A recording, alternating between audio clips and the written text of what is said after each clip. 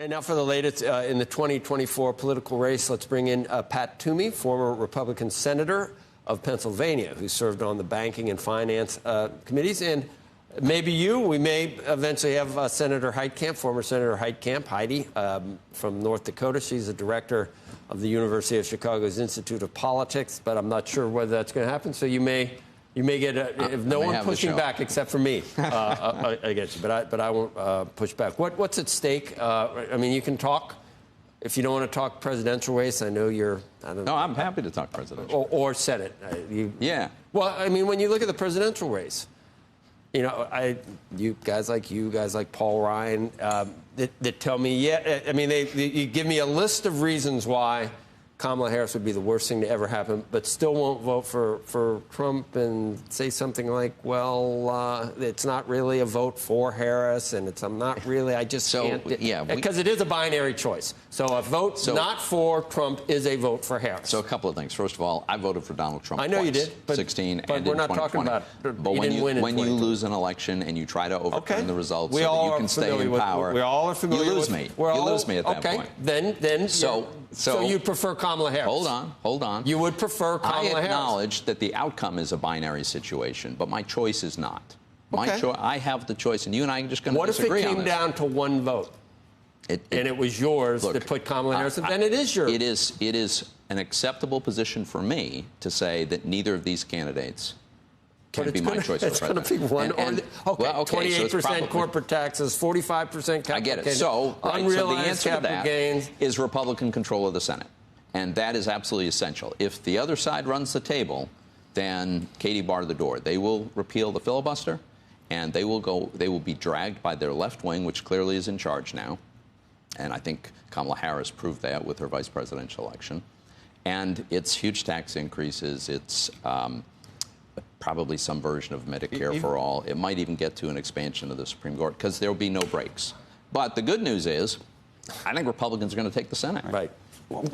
Perhaps, but there's plenty of regulatory moves, as we've seen from Biden. There's sort of executive orders. There's plenty of things that even if the Senate does. Well, yes, there is damage that will be done there. However, a Republican Senate can mitigate that also by its power of confirmation, and you know they've got to hang tough on some of these nominees. The best you can hope for is maybe a defensive gridlock type situation where the worst case scenario doesn't happen. The filibuster's not ended. The Supreme Court doesn't go to 18 people. Exactly. We don't make it a civil offense to cross the border. We end the filibuster. All of those things don't happen if Republicans are in control of the Senate. I'm trying to understand it, and you may be right, but I'm just trying to understand it.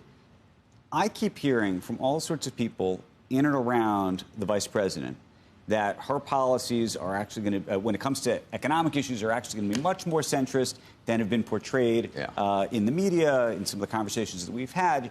This is what I keep getting told if you talk to people that are in and around her. Obviously, those proposals and plans have not been made public. She has not articulated what those plans are in a meaningful way yet. Her plans are not what the media has said. I'm not here to defend her one way or the other. I'm here to ask the question, which is that's not what you just said. You said the media has portrayed her with all these leftist. Those were her own words. Correct. Those are all the media. So the question is whether she's changing her mind, and I don't know the answer. Of course she's trying to, but I think that the question is, which do you believe, right? And I think it's very helpful to look at what she actually did, right? When she was in the Senate, she had the most liberal record in the Senate, to the left of Bernie Sanders. She was in favor of Medicare for all. She was in favor of banning fracking. She lined up perfectly with the far left wing. And when she had to make a choice for a vice presidential nominee, she could have made a really, I think, a prudent choice. I mean, Josh Shapiro would have sent a message about governing from the center and significantly improved her odds of carrying Pennsylvania. She wouldn't do it. So that tells you who's in control. She comes from the left wing of the party. That's where she's going to govern. And the question on fracking and other things like that, you think ultimately it's disingenuous? What are you trying to... I'm just trying to understand. At the end of the day, I think she's going to be beholden to the left wing of that party. You know, there's a lot of ways you can prevent development of oil and gas without an explicit ban on fracking. You can just slow walk all the permitting process. I mean, there's ways you can do it.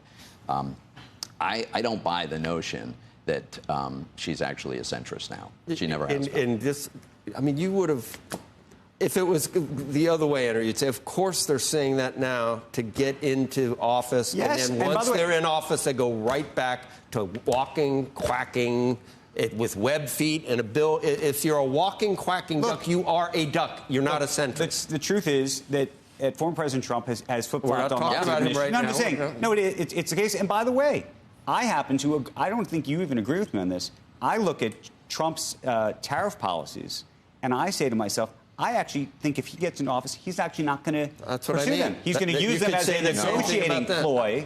He's going to use them as a negotiating ploy, and they'll hopefully not get there. But if you say she can't do certain things with the Senate, Trump probably can't do things like that. And that's why I'm asking the question. I'm going to sound like a broken record, but it could come down to the Senate again. I think Trump will try very broad tariffs, universal tariffs. Have you read Bob Lighthizer book?